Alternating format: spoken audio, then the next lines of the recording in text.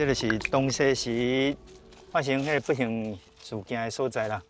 听宋老师讲的是，迄个老兵有感觉有人在讲伊的歹话，一天会知影就摕伊的 M1步枪，甲因迄这个班哨甲所有的老兵拢拼倒。啊来了后，哇，讲内底遮，然后敢用讲血肉模糊，佫无法度去形容迄个惨啦。啊，都发生伫遮呢。对啊，伊就讲的，伊讲因3个义官冲入来，啊去处理这个代志。有啊，听到你讲这段代志，其实徛伫遮就感觉，迄心情真复杂啊。这互伊影响足深的啦。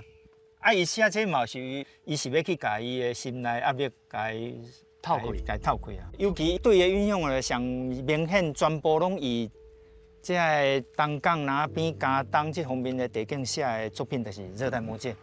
哦，伊这《热带魔戒》等于把伊的这边的生活，佮甲重现一遍。